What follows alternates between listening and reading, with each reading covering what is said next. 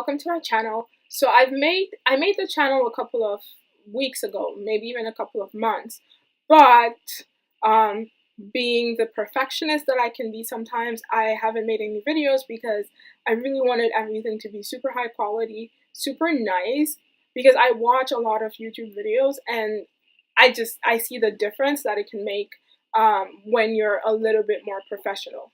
So this is my way of just kicking things off.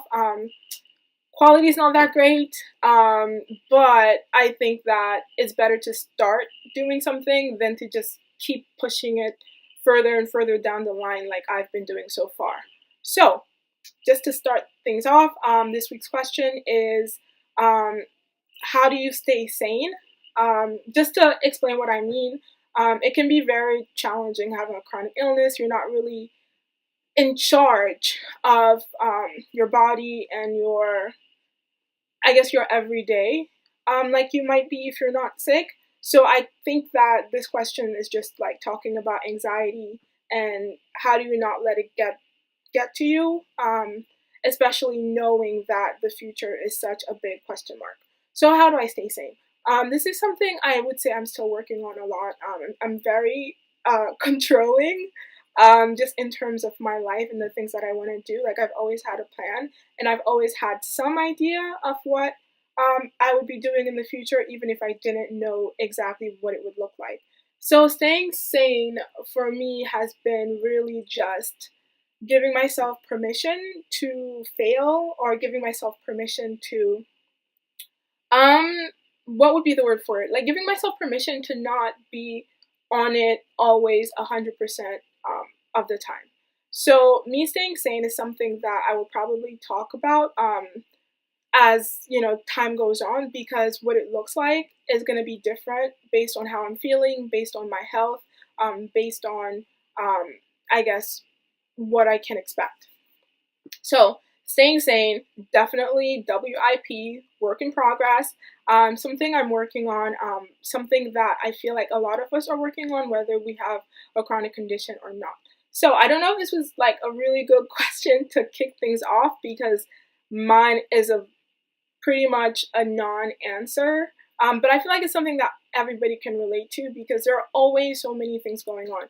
There's always going to be like something that pops up, like a surprise of the day. Like, you have your plan, you get up, you do what you're supposed to do, and you think, I've got this, and then out of nowhere something pops up that throws you off. So staying sane, first, I don't even know if there's like really a definition for what being sane looks like, but definitely something I can relate to, something you can probably relate to.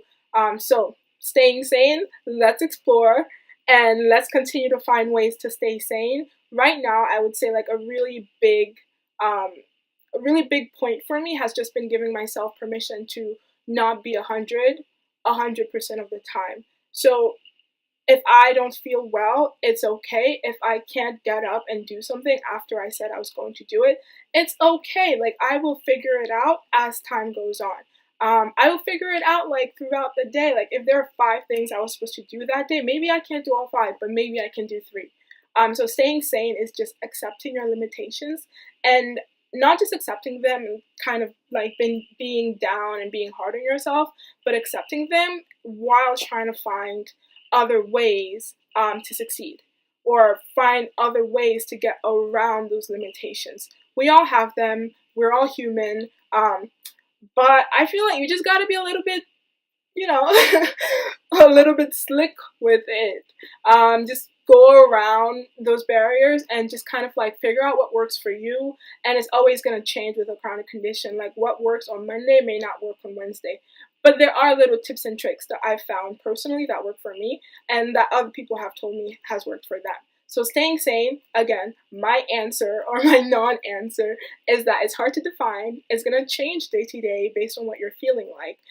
And comes down basically to like trying to accept your limitations, and even while accepting them, trying to find ways around them.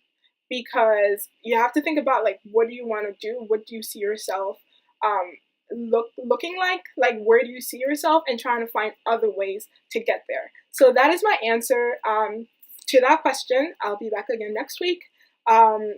Still not really happy about the quality, but I think it's better for me to do this every week like I wanted to do, as opposed to um, kicking the can down the line. I don't even know if that's that's the right expression, but just like postponing and postponing until I can get it to look perfect, which is not. There's no such thing. So thank you for watching, and I really hope that you'll tune in for future videos, and I hope that you'll even send in some questions that you would like me to answer. So there are a couple of things I'm thinking about doing with this channel. I was diagnosed at 14, like the title says, but that was just like the official diagnosis. There was also like a couple of years of stuff, I guess, before then. So that means I went through college, I went through high school with a condition. So if you're someone who's watching and you're currently in high school and you have questions, definitely ask, and I'll do my best to answer and provide some good-ish advice. But again, like, I just started this channel because people were asking me a lot of questions, and I noticed that over the years, like, people were curious, and so I just wanted to have this as a resource for those people. But I also know that for me, it was really challenging going through this alone, and it was also really lonely as a result. So if there's anybody who's watching this who can relate, then that's fine. Like, one person watching this who can relate is fine. So thanks for tuning in.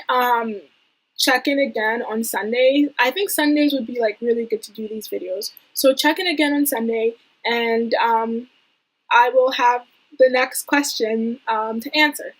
All right. Bye, guys.